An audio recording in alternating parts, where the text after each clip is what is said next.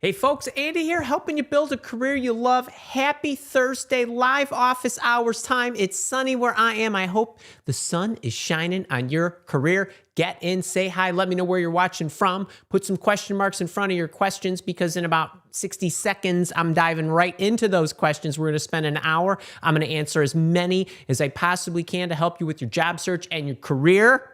And always let me know where you're watching from. Before I get rolling, let me say, hey, look at that. Amelia LaCivita, mom's first in line. Great to see you, Mom. AG, what's up? Denisha, Tracy, Lisa, 321. Kelly, Cherry. Everybody say hey to Kara. Andy, what's up? Good to see you all. I love our time together. And we've got a good hour today. I've got some quick announcements I want to make. First thing I want to tell you all, please make sure you're signed up to my 2-day, 4-part free live workshop on job interviewing. Next week, it's Wednesday and Thursday, September 10th and 11th. It's free. It's multiple hours each day. I'm going to walk you through all aspects of my interview storytelling technique. It's called CAR, C-A-A-R. We're going to go see. I'm going to teach you what that is. We're going to role play that section of the answers so we can rapid fire, real time, bring this to life for you so you can get as many examples as possible. Then we'll do it again with the approach, the results, and so on. It's going to be a ton of fun. We're going to be doing it on Zoom. So I'm not going to be here on YouTube next week, but I'll be with you 2 days live with the public. And then on Friday, I've got a special salary negotiation slash job description session with members of my job search coaching program, which you could be one if you want. But if you're already a member, I'll see you next Friday on the 12th. Okay, let's see. Sip of coffee. It's totally leaded today. Totally leaded, and then we're going to Denisha. Denisha, how are you? Re-entering the workforce after recovering from a 2-year medical illness. I'm sorry to hear that. I hope you are totally on the mend. Hopefully, maybe that's a good sign that you're re-entering the workforce. How do I explain this in an interview without going into too much detail? Okay, Denisha, so a couple of things, then I'll give you the exact answer. First thing is, anytime that we are explaining ourselves, I call that you're in defense mode. Let's not get melodramatic. You are defending a position. They're asking you why you weren't, you weren't working. They're asking you why you're re-entering the workforce. They're asking you why you're leaving your current company. They're asking you why you had a gap in your resume. All that good stuff. Any of that is what I call defense mode. The first principle of responding when you're in defense mode is you want the answer as short as possible. You want it over as quickly as possible, and you want to state it in a manner where there will be no follow-up questions, meaning it's a one and done. I answered, it was asked and answered, and on to the next question.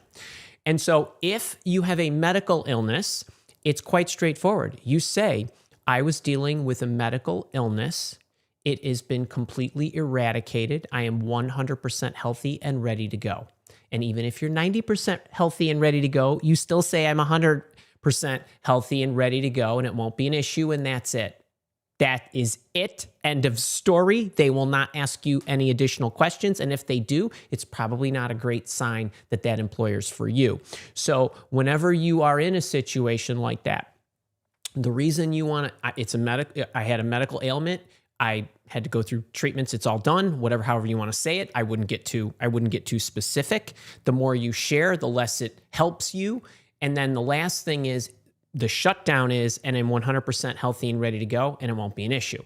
And so that should be that. And that's all I would do. And as a matter of fact, let me throw you a bonus comment in here, because that's the kind of guy I am.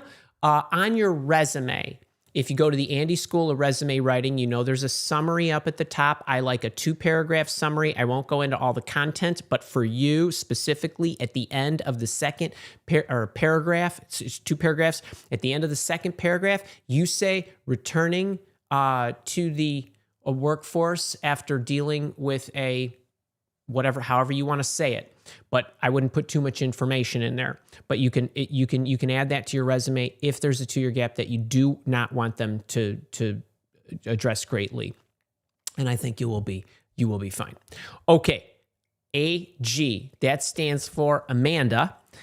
Any tips for not sounding defensive when explaining how your old job is just like the new one you're interviewing for, even though it's a different industry? Example, hardware to SaaS. Okay, great question, Amanda. And any of you, I always like to give you the principles so that any of you that are not in this exact scenario but that are explaining can understand. You all grow in multiple dimensions. We can grow up the chain or up the ladder, so to speak. I'm an analyst, a senior analyst, a manager, a director, a vice president, or whatever, right? And as you have progression and there's opportunities for you to build new skills, to elevate yourself to new levels, even if you're just going from a managerial position to a managerial position, if the new company provides you opportunities, that's always a great thing. But you also grow this way. You also grow, as Amanda says, I'm going to a different industry, or I'm going to a different solution line, or it's an opportunity to add additional functions in my purview, or whatever it might be. So when I grow as a career coach, I'm as high as I can go in my company, but I'm learning every day because I coach people in different parts of the world. So as a career coach, an executive recruiter, where I spent a long time recruiting individuals, many of the individuals were in the United States. That was 99% of what I did. As I became a career coach and I started working with people from around the world, I was growing by adding experience to working with people in the UK, in Germany, in Singapore, Canada, Australia, and another 100 countries. So anytime you get asked a question like this, simply say, the most important thing for me is that I'm working with a great company whose product I believe in. I want to make sure that if I'm making a change and moving from hardware to software as a service, that I also understand the functional responsibilities of the position, which I do as a product marketer, as a whatever it is that you are. And then the other thing is this gives me a chance to increase my skills and increase my experience while taking on new elements that I can learn, but also being able to lean on my experience in functions I already know, in perhaps whether it's an industry. You pointed to a solution line, hardware versus software as a solution. I call that a solution line. Industries I would call financial services, healthcare, manufacturing, and so on, technology. But anyway, that's what I would do. So you can apply that even if you are getting you look overqualified, or we're worried you're going to be bored here. Any of that kind of line of questioning, you want to make sure that you're addressing by talking about how it's going to improve you. And that should shut it down. And if you say, look, I am absolutely loving your product. I want to get into this, that, and the other thing. I want to learn more about how to market SaaS business to business, SaaS business to consumer, whatever it might be that's unique and different. But you also want to make sure that you're balancing that by not going too over the top, because we don't want to project that you don't know what you're doing. So there's a balance there. But that's a great question. All right. How are we doing so far? I tried to match. I sort of got pale blue on here. I had a red muff on earlier. I had to swap that for the blue. I think this color combo goes better, especially with the pretty. Speaking of the zebra code, if you do not have this book, if you buy the hardcover, let's say on Amazon, that's a pretty good way to go. I will give you $250 in leadership lessons. And if you want to know what those specific leadership lessons are, I have a library full of over 80 lessons in my leadership coaching program. I've plucked 5 of them. One on how to build your career development plan, how to build your skills building plan. Another one about how your skills affect your earning power. That's another lesson. And then there are 3 hardcore lessons on skills that I think everybody should have or be able to do. One is becoming more self-aware. The second one is overcoming imposter syndrome. And the third element is influential communication, how to craft compelling messages, whatever kind of message you're crafting, whether that's a presentation, a paper, a talk, an informal talk, a persuasive talk. All 5 of those lessons are a bonus if you grab the Zebra code and just send us the receipt at support@milewalk.com. Okay, that's another gift you can have. All right, next thing, Michelle G. How to get started networking when we've been unemployed for over a year and not networked at all in that time. All right, so a couple of things. I want to make sure that we all understand what networking is. Networking in the best format is, where do I want to go first? We start networking with, what is my goal? If my goal, in your case, Michelle, is I want to get a new job, great. But the goal needs to be more specific if you want to network. What companies do you want to get into? What field do you want to get into? What solution line do you want to get into? Those kinds of things. Where is it I want to go? I would love to get into company ABC or those types of companies. I would love to be a project manager or a sales analyst or whatever it might be. Know where you want to go. Figure that endpoint out first. Then, who can get me there? Do I know somebody, even if I haven't talked to them in a year or 10? Okay. I'd be looking at everybody I ever worked with for my entire life, and I don't care if you don't have their phone number or don't have their email. You can find them on LinkedIn or however you Facebook or Instagram or TikTok or wherever. Look them up wherever you can find them, and then reach out to them. Now, the way I like to approach networking is I want it to be very systematic. Where do I want to go? I want to make a list of companies. Then I want to look at my LinkedIn connections, even if I haven't talked to them, or anybody that I have in my phone book, so to speak. Does anybody work at or know anyone that works at the companies I want to get to? Because that's where I want to go. Who can take me there? Not just start calling your friends randomly, because they're not going to know how to help you, where to direct you, who they might know that would be beneficial for you based on your goals. Okay, that's the second thing. Third thing is, how do I create a network on the fly? Well, I love boss hunting. I love teammate hunting. I even would reach directly into recruiters, corporate recruiters that work at organizations that you want to work at. And the fastest way for you to build your network is to, 1, check out my job search challenge. There are free videos on my YouTube channel. There's also a paid product that a lot of people that are members of the Mile Walk Academy have. If you watch those first, then I have some job search networking videos. There's a few of them, and I did one, I want to say back in May or June, that's really, really good, and I would watch that, and that will give you the whole systematic formula for how I would generate that network on the fly. And when you reach into a potential boss that you do not know, that works at a company that you would like to get into, that is trying to get an interview attempt, or if that doesn't work, there's no openings, Michelle. Go to the recruiter, Michelle, or that's not my department, Michelle. It's Susie down the hall. All right, we'll network with that boss to try to get to these other locations, these other people, or the boss might know people at other organizations. And you can continue and continue and continue. And members of my job search coaching program, you have the Boss Hunting Bible that has the interactive templates, so that when you reach out to bosses and they get back to you with one of the 8 or 9 responses or rebuttals, you'll know what to say to follow up. But Michelle, it's a great question, but I do have a number of lessons that will help you with the system of networking. And the last point I want to leave you with is, don't any of you, Michelle, or any of you, be afraid to reach out to people you haven't talked to in a long time. And what I like to do when I need to talk to somebody that I haven't talked to in 5 years or 10 years or 15 years, and I got people who email me from 20 years ago, I haven't talked to them. You want to open up with, I'd love your help, I'd love your insight. I need your help are very, very powerful words. I always remember you from such and such a company, how you say something specific about them. Try to make a connection to warm up something that's been dormant. And if it's an I need your help and I remember you fondly, because you're likely going to get a response. But when you send emails to people you haven't talked to in ages and you say, hey, I'm out of work, I'm looking, do you know of anything? that's not going to elicit a great response. And even if it elicits a response, they're not going to know how to help you because they don't know what you've been doing. They don't know what you're interested in. So you've got to be a little bit more specific for them help you, so to speak, not to steal a line from the semi-good Jerry Maguire movie.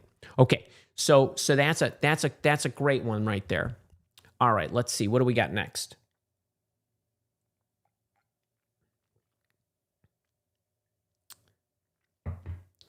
I'm not even sure how to respond to this. Amuk Luta, how are you keeping up with ATS and AI in the recruitment process? Your resume template wasn't ATS friendly. Nope, the ATS template is, my resume is ATS friendly. How you populate your resume is what makes it unfriendly. That's it. That's all I'm going to say on that. Tracy A. Made to Stick mentions that if you want your ideas to be stickier, you have to figure out someone's guessing game, then break it. How to apply this to power stories or not. So Tracy A., I'm not sure if you've read Interview Intervention, but in there, I talked to you about how to break a pattern. What are the ways that we break patterns, right? Surprises, something unexpected, something that they do not anticipate. But what you're really trying to do is capture their attention, and then once you have it, keep it. Well, the capturing of their attention can often be done in a number of manners.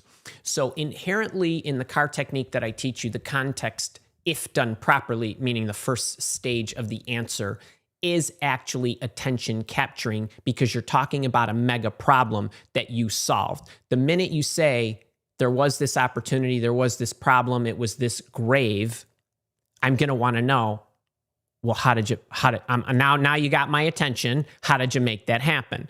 And the way in which you streamline your story with giving them the map of what they're hearing or where you're going is going to be able to maintain their attention a lot easier than if you're meandering all over the place. That's one element. Second element is there's different ways to capture somebody's attention. Maybe you're a pioneer. They're going to want to know how you broke into the market or came up with that idea. The first time something was done, right? They're going to be brought back to their first time doing things. So there are a number of ways that you can do this very easily in the power story. And all you need to do is don't overthink this. So wait, I appreciate that you read Made to Stick because we talked about this when I did the book session. But I want you to know if you read Interview Intervention and you subscribe to my CAR technique, if you just do what I say, I have embodied, what I've tried to do in the formulas and the techniques that I've given you is make it so that you don't have to think about these elements. So your question is great. My job as your coach is to make it so you don't even need to think about it. And I have done that as long as you follow what I say to do. That's a great one. And in Interview Intervention, I go more specifically into being a pioneer, surprising them, breaking a pattern. Like if all of a sudden I start speaking in Swahili, right? You might tune me out as I'm giving an answer, but if I start speaking in a foreign language, you're going to wake up because it doesn't sound like what you expected. All right, great question. Tom, BH, and jobs working. Oh, boss hunting and jobs working, but no offers, high comp. BH, cold email 0 for 80 with BH target email template. How to improve cold email, get less comp. Okay, wait. Let's just go to the 0 for 80. You're doing something wrong. There's a number of things that are broken. You're either targeting the wrong companies, you're targeting the wrong people, your marketing messages are not tight, your resume is not good. It could be any number of these. You could have a perfect resume and be targeting an area or an industry or a segment line that is totally being suppressed right now. Without knowing any of that or actually seeing what you're doing, what I would tell you is if you're in the job search coaching program, you're going to go to the job search challenge, and there is a troubleshooting module, which is the 5th module that tells you how to look at your problems in aggregate and then how to break it down at a micro level to see, based on what your issues are, where the most likely problem is. But without seeing any of that, I wouldn't be able to tell you. But here's the pecking order. Target companies. Are you targeting and hitting the right person? If you're hitting the right person, is your message enticing? You could send what looks like a boss hunting template only slightly varied version of what I said. If you get the first line wrong, you could totally neuter the whole message. So just watch what you're sending and to whom you're sending it. The other thing is your resume might be hard to digest. You might have 5 different skill sets on there that you're trying to portray that you know all of these when I'm trying to just look for one thing. So it's very, very difficult for me to know what your issue is just from that. El Shifrar, after layoff last year as an HR manager, I haven't secured an HR position yet. I'm starting a temp analyst role outside of HR next week. Any suggestions for starting new type of role in a new industry? So I would give you the same instruction that I would give you even if you were getting an HR position. So the first thing that I have a 12-step process that I want everybody to do in the first 90 days that they start any new job. And when you start a new job, there are going to be things that are going to be important to do on the first day, and there's going to need to be things that are important to do in the first week and in the first month and then over the course of the 90 days. But just to make sure that you understand where I'm going with this, the first thing that I want to know is, what does success look like? I'm starting a new role. What does success look like? I don't care if it's 6 weeks or 6 months or unspecified. What does success look like, and when is that checkpoint? That's the first thing. The second thing is everything that you do, that you look at all the skills that you need in order to accomplish whatever success looks like. If there's any skills that you need to be setting time aside. You need to be setting time aside in order to be working those skills outside of work. So if you're starting a new job and you don't understand a software tool or something that you're using because it just isn't, you haven't had to use it or to the level in which the temp analyst role needs to use it, like Excel or something like that, then you need to be brushing up outside of work to make sure that you can keep up with any of the skill sets that you lack. That's another thing. The next thing is, who are you supporting? What are their goals? Meaning, if you're supporting me, Andy, what are your goals? How do I make you better, faster at what you're doing? How do I make you look better at what you're doing? And then what is it that you're going to be feeding to me? And how is it that I want that, a step in the process that makes my life easier? So everybody that you're working with or that you are touching in terms of handoffs, somebody's giving you something, you're taking it, you're sending it to somebody, whether that's fielding phone calls, taking documents, putting something into a system, getting data from somebody, it doesn't matter what it is. You build relationships with those individuals. When you are talking with those individuals, how do I make your life better? What is it that you're going to give me? Hey, if you give it to me this way, it'll be easier. I won't have to send it back. If you're giving something to somebody else, hey, how is it that you need it? What format do you need it? When do you want it by? How do you, so on and so forth. You want to make sure your lines of communication with your boss are open. Hey, what is our communication protocols? What do they look like? What are our checkpoints? When do you want me to come to you? When do you want me to figure it out on my own? Do we meet every Friday? I mean, get all of that stuff in order. And then whatever the end of the temp contract is, what will have been done by then? Anyway, you're getting all of these in order. And if you understand what success looks like, you know what your deliverables are, and you know the people that you are touching in the process, that those are the biggest ROIs that you can get when you start a new job. But for those of you that are in the job search coaching program, I give you a bonus on your first 90 days of what to do. And there's 12 components to this that I think positions you for success. And if I don't think you are, well, you might be in the boot camp, but if you are in the boot camp, it's in your library. If you're not in the boot camp, I probably have a few videos on my YouTube channel about first 90 days or first act I would do when starting a new job. You'll see videos like that are on my channel.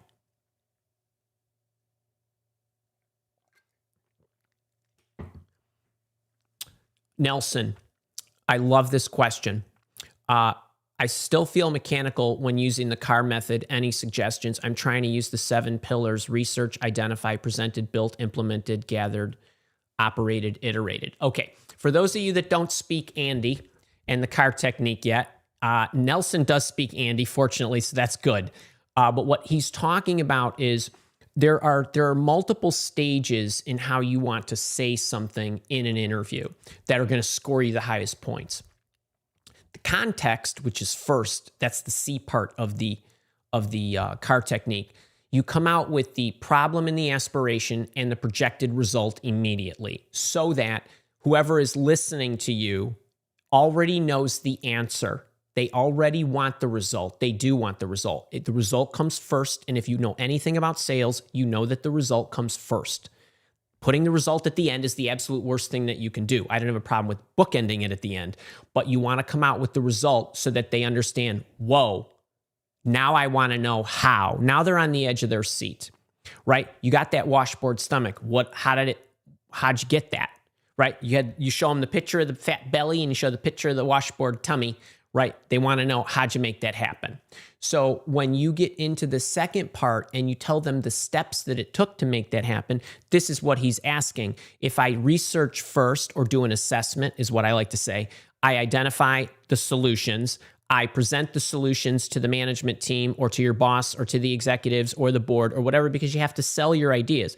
And what you're doing as you walk through these stages is you are checking off skill after skill that they want in a potential employee, which is why you give them the steps you took immediately.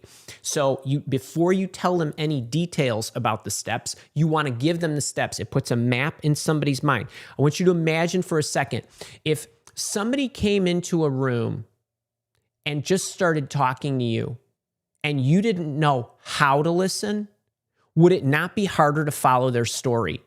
Do you want my opinion? Do you need me to remember all this? Do I need to take notes? Do I need to go and research something for you? Are you going to tell me something you want me to act on? Why are you telling me what you're going to tell me? And so it's impossible for me to retain everything that you're saying to me. Not to mention, I listen 4 times. I can think 4 times faster than you can talk. So what you do is you want to give the listener a map of what they're about to hear, and you want to show them that you have a methodology and an approach that you use anytime you're solving a project or you're solving a problem or you're running a project or anything. So the second part of the technique is to list the steps. So this is what Nelson is asking me. I'm trying to use these pillars, but I feel mechanical. The reason you feel mechanical is you're trying to either well, first off, you're tense. Okay, meaning, and I can say that because I know Nelson and I understand what's probably going on in his life right now. So you're probably holding on a little too tight. The other thing is, anytime you script out your answers, you're going to sound more mechanical. We don't want you to script out your answers. I just want you to know you did an assessment. Based on the information, you identified solutions, you presented that to the management team. Then once they blessed it, you built out the plan, you implemented it, you operated it, and you gathered and improved it. Or whatever it is. That's all you need to say. It only takes you 11 seconds to say that. Then you're going to walk them back through. But the easiest way for you to sound natural is to just say, there's research, I identified the solution, I presented it, and so on. So when you're practicing your story and you're trying to recollect the ingredients that are going to accompany each of those stages, you're not giving yourself detailed answers to memorize. You're giving yourself little breadcrumbs that you're going to be able to retain because you lived it. And then you want to talk it through and talk it through and talk it through until it's natural, until you are remembering and reliving and truly recollecting what transpired. And you're just formatting it in a story form.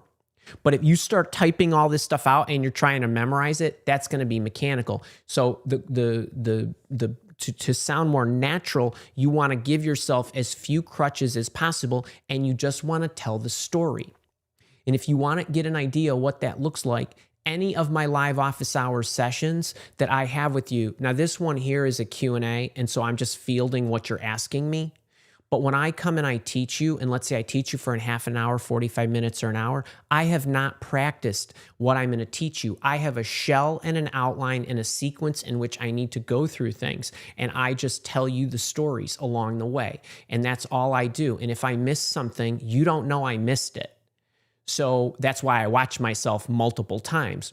But Nelson, I would do the same thing. And the other thing is, I want it to feel like you're juggling initially. So turn the Zoom camera on, talk to the camera.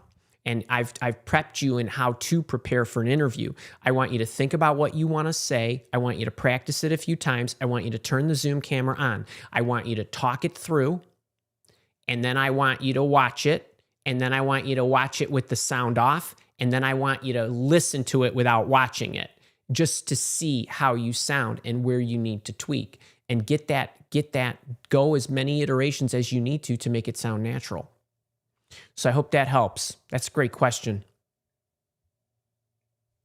Oh, Jessica Walter, love this. Followed your advice and got the job. Can you give me advice on how to approach the first 90 days to set a good tone and make a good first impression? Well, there's a couple things. You can rewind this tape and go back to who was asking me this before, L. Schifrar, about her temp. I'm assuming that, I don't know why I thought that was a she, but about their new temp job. I gave that answer a few minutes ago. If you are not in my leadership coaching program, I have loads of videos in lessons in the leadership coaching library that will help you with your first 90 days as well. I would also recommend the same thing to you. There's videos on my YouTube channel, like the first thing I would do after taking a new job, or how to succeed in the first 90 days, or something like that. There's videos out there as well, and congratulations to you. Oh, where is the 12-step process? Jessica Walter, if you are a boot camper, I can't remember if you're a boot camper. If you're a boot camper, there is a card. It literally says first 90 days. It's red. You can't miss it. Scroll through in your library and it's in there. Shane, what's up? LinkedIn messages to alumni, and I haven't been having a lot of success. They aren't even reading the messages or looking at my profile. Any suggestions?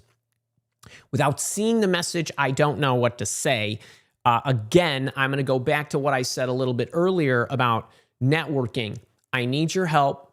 I always remember you, whatever. If your connection is we're alumni of the same school, well, then you're going to have a lower rate. But if these are alumni that you know, that's the way I would approach it. It's really hard to say, because you reaching out to somebody who's an alumni is still a cold message. So if your message isn't endearing them to you or specific enough in how they can help you, it's going to be hard. So unfortunately, I'm not going to be able to give you much more than that. Okay, I have an interview tomorrow. How to introduce myself. I have 3 years of experience. How to sell myself at the beginning. Okay. I just want you to watch my how to introduce yourself in a job interview video. I literally want you to do that. There's absolutely no way I will be able to do it as well as I did in that video. And I give you a couple of examples as well. You should be able to do it in 30 seconds to 60 seconds. Check that one out. Jonathan Gomez. Andrew, love the system. Oh, great. I'm making an intentional shift from 15 years at a Big Four consulting at the senior manager level. What's your advice in highlighting transferable skills for target? Okay, so this is really hard for me to say, because I don't know what music executive like skills you've built in the Big Four. So as an example, I ran a business unit that was grouped as emerging markets to my consultancy, meaning we were creating solutions and programs and systems for certain types of industry sectors. Media and entertainment was one of those sectors. So I was flying out to the West Coast and working with production companies and studio companies and MGM and Sony's and Paramounts and all of these, organizations. And I had skills that if I wanted to go and work in media or entertainment or whatever it was, I was able to show them that I had industry knowledge of how their operations work. I had management consulting experience because I knew how their operations worked, and so on. I don't know if you are working in that sector. If you have no experience, literally none, in the music business, then you are relying on your executive skills, meaning I know how to grow revenue, I know how to streamline operations, I know how to, whatever it is that you're doing. Big Four consulting, you could have any kind of expertise from an industry or solution line standpoint, and I don't know what that is.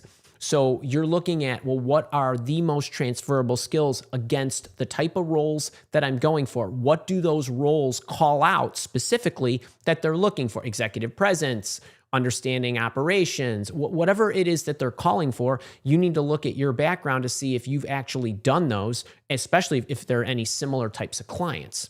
meaning if any of your clients were in that sector. And then you can claim domain expertise. The other thing you can do, I don't think you're in the boot camp, but if you're in the boot camp, use Andy AI and ask it. Say, here's the kind of position I'm looking for. Here's my resume. What do you see as the immediate transferable skills? And it will tell you. And if you don't have Andy AI, you can go to a Chat GPT or your favorite AI flavor of the month, and you can ask that too. Well, so you guys got some good questions today. I love it. Okay, hey, remember books. Let's talk books for a second. If you grab the hardcover and send us the receipt, we give you a really sweet access to my leadership library, to those 5 lessons. Not to mention, you can see the rest of the leadership library. You won't have access to all of it, but it's really pretty cool. That's a $250 gift. I get like a quarter royalty when you buy the book from Amazon after everybody strips out their fees and the publisher takes its cut and everybody else takes their cut and I got to recoup all my stuff. It doesn't matter. I don't make any money. I'm just giving gifts, but I do want you to support my work by grabbing the book. We also, if you don't have this beauty yet, as I mentioned to Tracy A., this is a great budget-friendly book. It's a $29 book. This hardcover. I will give it to you free. I will give you the $10 ebook for free. The audiobook that you can't get anywhere else, I'll give you that. And I'll give you a $27 extra bonus gift on how to interview the employer, 75 great questions to ask before you take any job. If you grab this for $7 US, I will ship it to you anywhere in the world and we'll give you the digital assets right away. Okay, that's enough on that. Next question, Dawn. Now, Dawn I know is a boot camper. Okay, Dawn. This looks like a good one. What are your thoughts about responding to executive recruiters about positions that may be interesting to me? Responding and talking with them takes time and often derails my day. Okay, a couple things. This is really important. For you, if you are unemployed, this goes for everybody, not just Dawn. If you are unemployed, you take 100% of those calls, and I don't even care if the job doesn't interest you. So I'm going to go so far as to say, anytime an executive recruiter reaches out to you, you get on the phone with them and you tell them what you're about, what you're interested in. If anything, make sure you're giving them referrals to other people you know. And what you're talking about in derailing your day is you are derailing this day. And first, I would say it's not even derailing this day. But if we're going to go in the worst case scenario, if that's the way we're going to think about it, yes, there's some short-term pain, but you need to think about it as planting the seeds, giving gifts, putting goodwill out there, getting connected. And even if the position is not for you, the fact that you can give them your resume, get in their database, ask them if they have other executive recruiters at their company that work on positions like yours. Could they refer you to somebody else or whatever it is?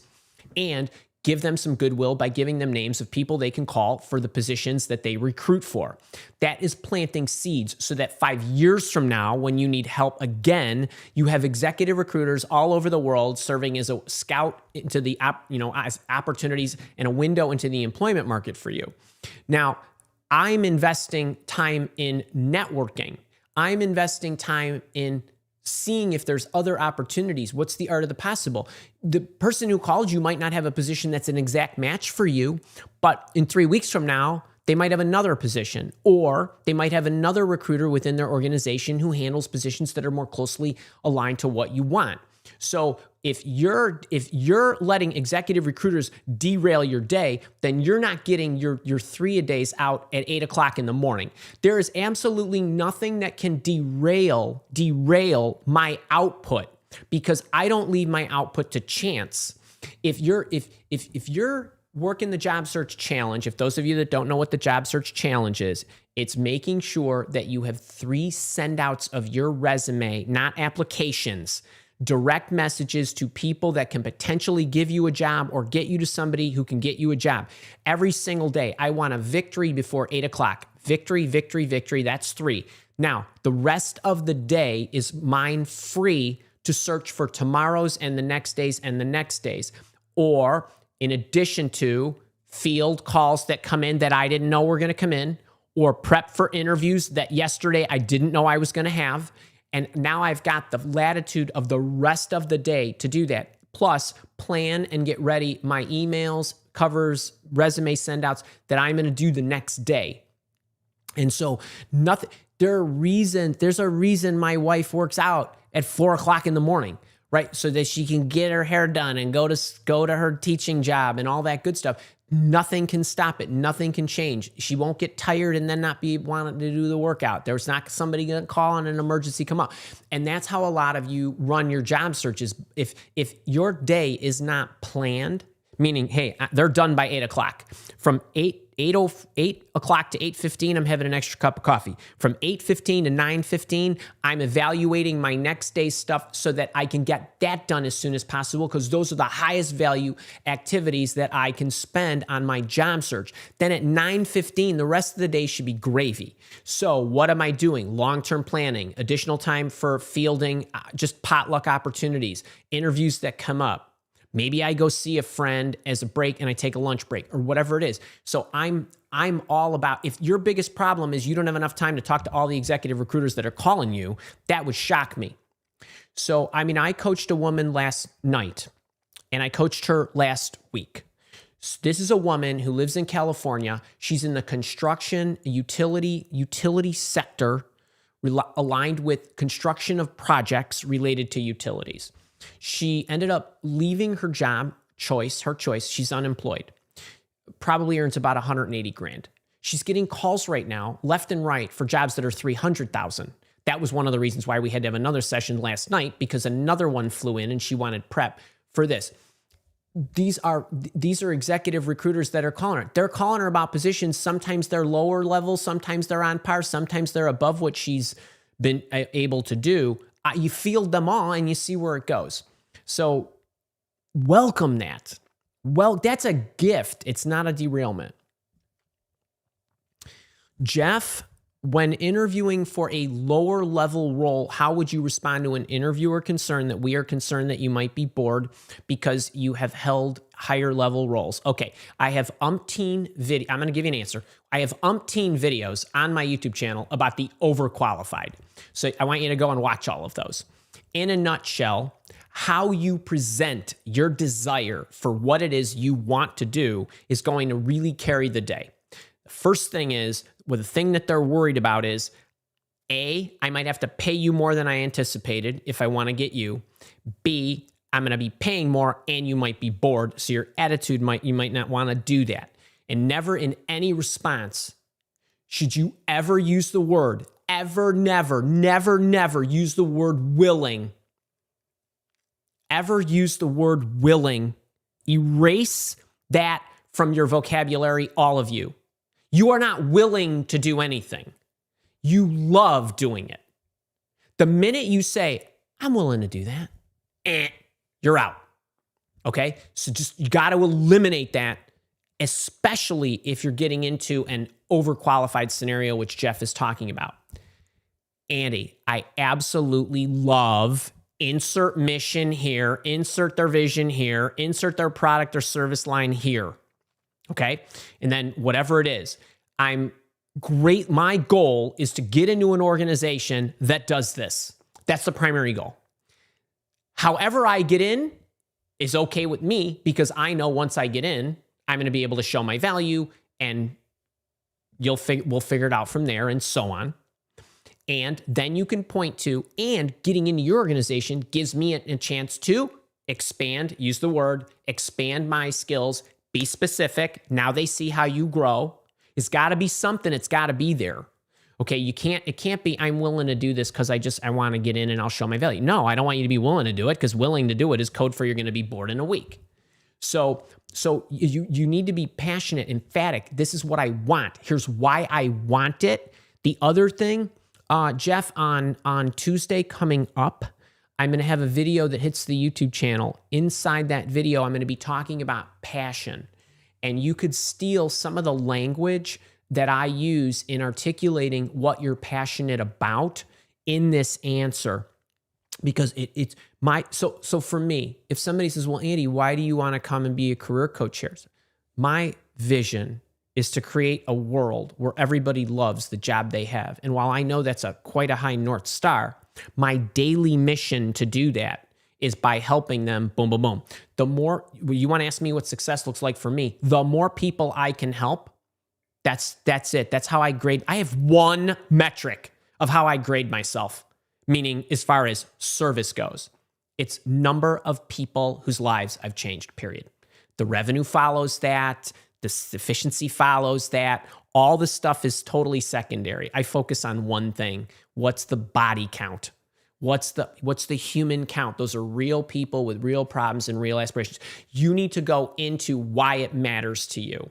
And they hire you not just for what you can do, but why you do it. Because the why is unlikely to wane. It really is, if you're truly serious about what you're passionate about. And so you've got to go that way with the answer. You can't be, well, I'm comfortable doing, I'm willing to do that. You got to remove all that from your vocabulary, because that, if you give me that, you're done. I mean, like, you're literally done at that minute. So that's you got to get that. What do you, I'm interested in, here's why I'm interested, here's me and why you matter to me, why you, and then in the role, I'm going to be able to bring value, I'm going to be able to learn, it'll expand me this way, right? So every time I coach somebody, when I coach somebody in a new country, that expands me. What's going on there? What are some of the nuances? What do you see are the differences? And I get to have that dialogue. The curation of how I'm still coaching them on job interviewing or salary negotiation or finding a job or whatever it is. I do this every day, 15 times a week. So wouldn't I get bored? No. I show up every Thursday. Would you think I would get bored? No. Why? This is what you need. Like, think about this when you're trying to answer this for yourself in an interview.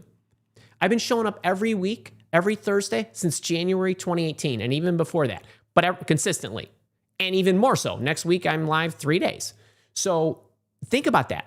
So how do I make it new for me? What matters to me? The more people I help, that's my goal. Then I have to challenge myself to teach you better, to give you better analogies, to give you the instruction in a different way so it hits you. So I'm constantly looking for, well, how do I do that? Well, how do I do that for the person that showed up every week for a year? So Jeff, you gotta be think like this. That's a good question. Debbie woke up at 4:15 this a.m., got up and thought of Andy when he wrote his book in the wee dark hours. Debbie, guess what? We're back to it. New book, 2027, January. New book. It's a communication book. All communication, all the time. Every part. I'm so glad. I'm so glad you could think of me at 4:15. All right. Tracy A. A recruiter asked me to send recommendations. First time for me. I'm uncomfortable with sharing without having an interview set up or a job description. How to respond to the recruiter. I want to make sure I understand what you're saying. A recruiter asks you to send recommendations, meaning recommendations for people, for times. First time for me. Wait, Tracy, I can go in 7 different directions. Tell me exactly what the recruiter wanted, and then I will tell you exactly what I would do, and Kara will insert it back into the Slack by you, and when I see that, I will answer it.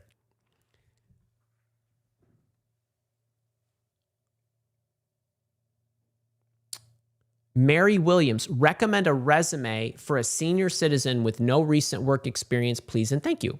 Well, you're welcome. And Mary, I would still use my resume template. And if you have no recent experience, you still would fill it in the same way from whatever experience you would have.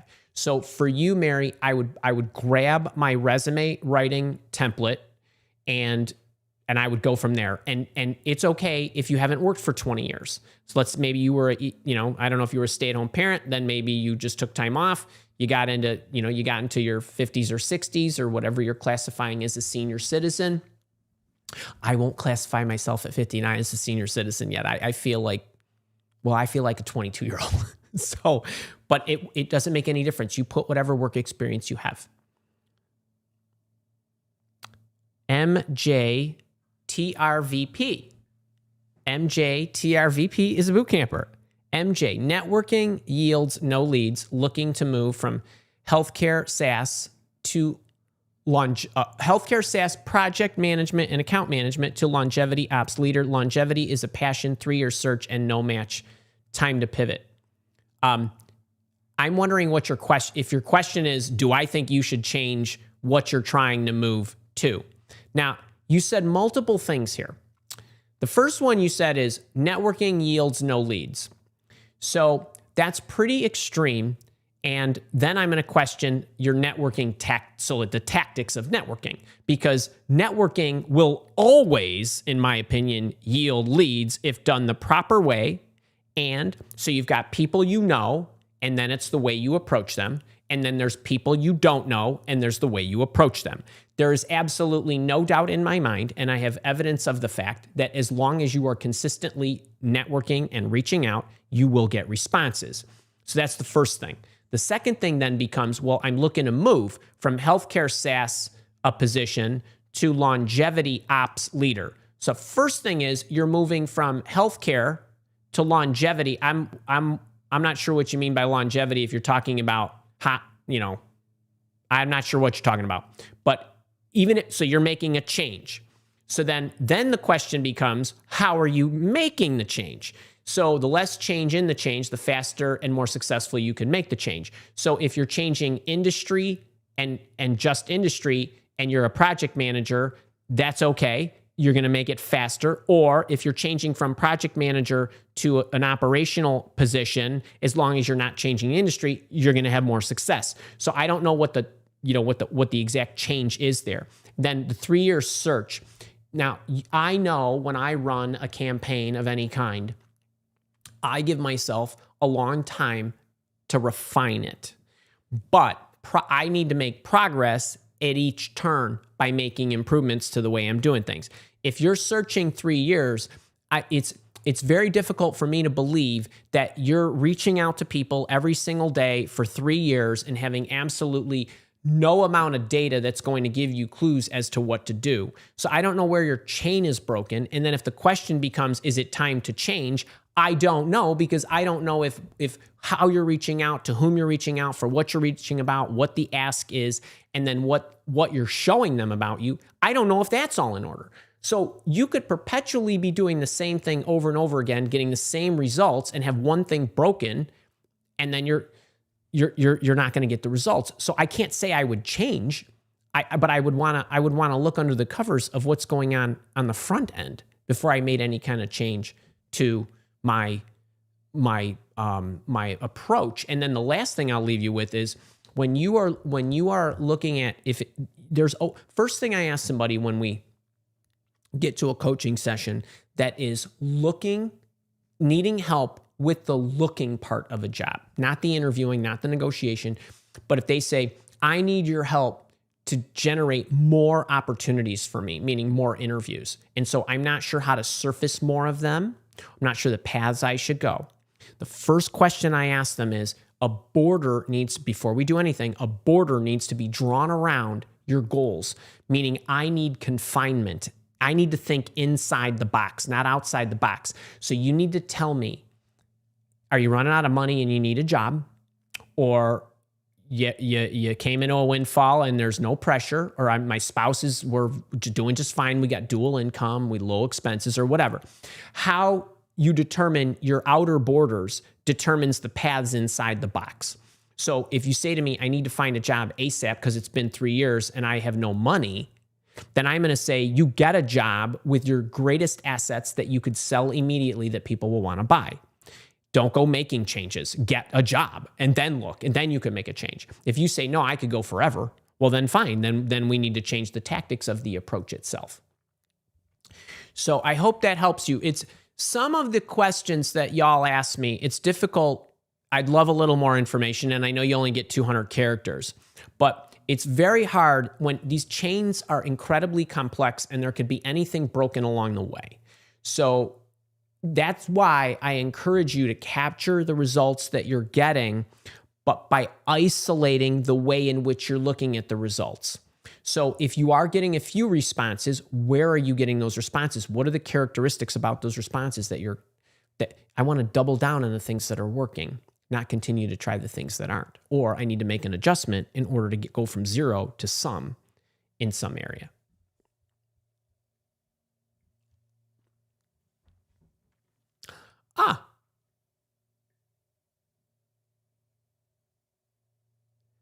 Tracy, I still don't understand what you're asking me. Send recommendation from previous employers, bosses. A recruiter asked me to send recommendations. First time for me. I'm uncomfortable with sharing without having an interview set up how to respond. Okay, since I don't know what they're actually asking you, why they would be asking you for recommendations from previous employers, are they asking you, did anybody recommend you? Or a reference letter or something like that. If that's what they're asking you, you say, I'm happy to provide whatever information you need for us to move forward in any process that you're asking me about. Let's talk, and I'll be happy to give you whatever information after we talk.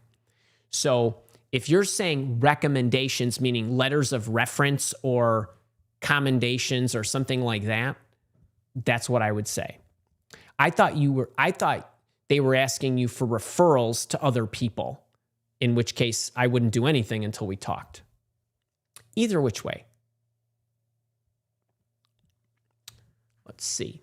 Tom Phillips, working 6 months seasonal job, and noticed someone from an organization looked at my LinkedIn profile. They have mentioned they are looking forward to 2026 staffing. Any follow-up advice? Okay, first thing is, my recommendation, I know you're not going to do this, but I have to go on record. Every single time anybody asks me, I wouldn't look at anybody. I wouldn't look at who looked at my LinkedIn profile. I can lean on a keyboard accidentally and your profile comes up.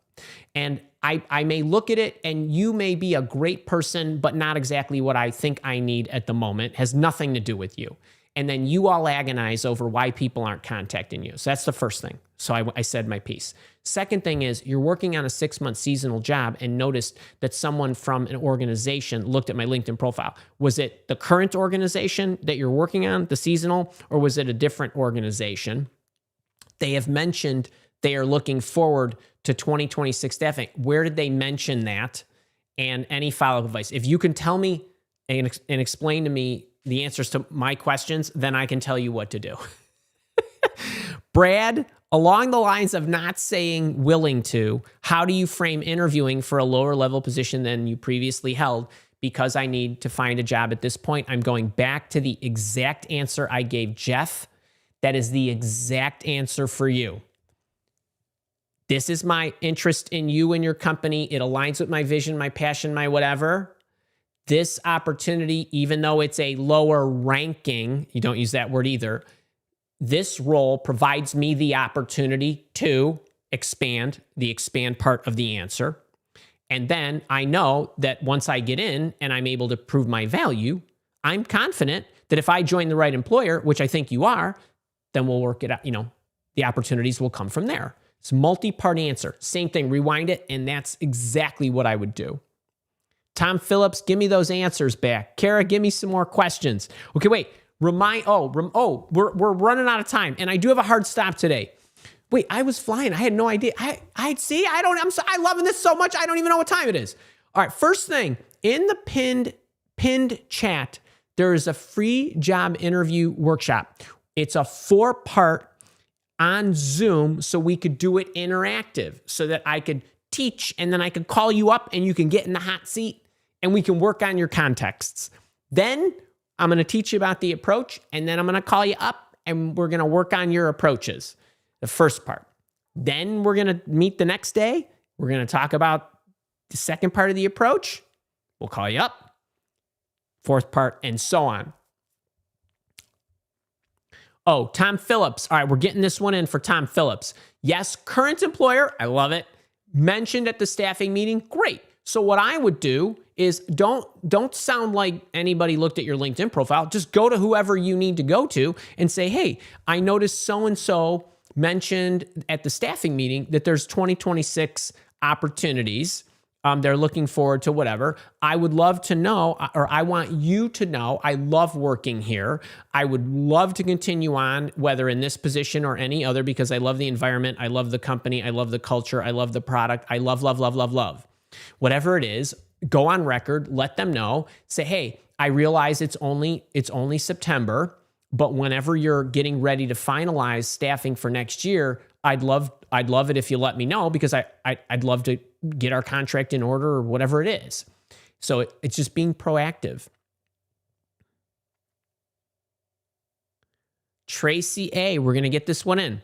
Okay, so Tracy's been contacted by a recruiter. They're asking for letters of references for upcoming jobs. I did say yes, I can provide. No, not referrals. Thank you, Tracy A. Under no circumstances are you to give them any references, any recommendations, any referrals, anything before you talk to them. Why? Because if you gave 3 letters and then they looked at those people and then they're like, oh, I want to go recruit that person, right? Recruiters sometimes will do that. Never, not one, literally, I'm using the word never, not one time in the tens of thousands of people we contacted as executive recruiters for Mile Walk, did we ever ask them for a reference up front. The references were never requested until we knew we were going to give you an offer through our client. 100% of the time. That's tens of thousands of at-bats. So nobody, and I mean nobody, should be asking you for that. Their recruiters are looking to populate their databases that way because they know that you will be traveling with the other kind of people that they're looking for. It's okay to give them that if you feel comfortable giving them referrals after the fact, but don't do it before you have a chance to get to know the executive recruiter and understand exactly why. So that's a big, big deal. Tom, you're welcome. Keith Halverson, how do you do it all, Andy? Thanks for all your help. Keith, you know what? I want to leave on this. And I want all of you to, and I want Dawn, and I want all of you that are struggling with priorities to think about this way. Okay? Think about it this way. Some of you might look at me and think I'm a total giver. Andy shows up every week, gives loads of free stuff, and that's true, and I want that. Okay, I want you to view me that way because I realize how hard your lives are. Anybody that comes to my live show, the 100 and some odd of you that are still here, in the middle of the day, in the middle of the week, needs my help. Okay, life is probably sucking right now, right? You're out of work or you don't like your job or whatever it is. Okay, and I hold your attention sacred. The way I determine my priorities is what is all that needs to go on to serve that community and serve the paying customers by date, by live. Meaning, I figure out what I want and my mission, help them. I figure out who I want to be. There are a lot of career coaches out there. You can pick any ones you want. Some of them blog only. Some of them is also asynchronous learning. They're never there with you. They just put their videos up. That's fine. Some of them write on LinkedIn. That's fine. They could do however they want. I want to be a present coach. I want to be there for them because number one, I think that helps them better. Number two, it benefits me because I'm getting real-time input to the employment market. Okay, right? You're asking me questions. You're telling me issues. Somebody sent me, which I actually knew, Chris, he's out there. He sent me a message today about federal resumes. Did I know they now need to be 2 pages as of September 27th? I did know that. And I'm going to be commenting on that in a couple of weeks. But I want to be up on current events. Talking with you every week keeps me that way. The other thing is I want to be there for you when you need me to be there for you. I want to be able to know every problem there is that exists. The more time I spend with you, the more at-bats I get for the questions you ask me, the more chances I get to learn and all of that. So everything is built around being present with you live. Those are non-negotiable. It doesn't matter how I feel. So when you decide what you're going to do, there is an anchor point that everything around it you keep the main thing the main thing. The main thing is I'm here with you. Okay? And then there's a schedule of information and content that is disseminated through my email, which I want you on my email list because that gives you the deepest information, the most frequent communication, the way I want to communicate with you in an informal email interaction. Okay, so everything is centered around that. Then there are the bigger projects. So I can only do so many of those a month, but I meet with my leadership coaching people every month. I meet with my job search coaching people at minimum every month. So those are non-negotiable. Then everything else falls around that. I have a limited number of one-to-one coaching sessions I do each week, but they're there, not negotiable. There are a number of people that need to be helped. I have so many slots. We give the slots away. So I have some today, I have some tomorrow, I have some Monday. So everything centers around that live interaction. And that now somebody would say, well, that live interaction is, especially the one-to-ones, is not the best use of your time. And that's true, except that by helping that one individual and really getting deep with their issues gives me insight that then can be applied to all of you. And if I don't have those one-to-one interactions, I'm not as good a teacher. And so when you say, how do you do it all? I don't even think about doing it all. I think about this is what needs to be done.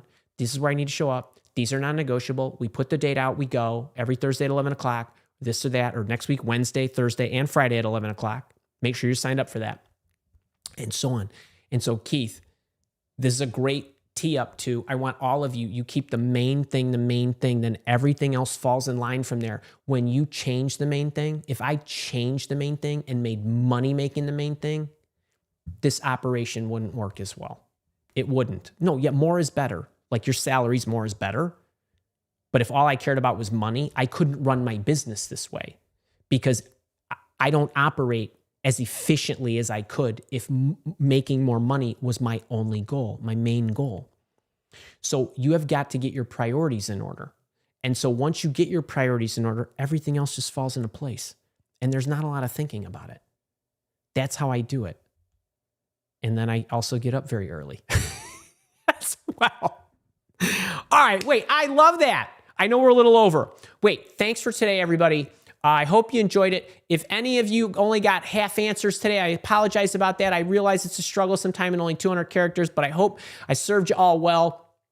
Everybody have a great weekend. I will see you Tuesday in your inbox. You got a new video on YouTube. On Wednesday and Thursday, we're at Zoom sessions. You're all invited. The Zoom room has limited capacity. I'm guessing it'll be okay, but it still has limited capacity. So if all of a sudden everybody wants to come, we could hit a limit. So make sure you show up early and often. And then on Friday, I'm with members of my job search coaching program for the salary negotiation grid coaching with your role definition.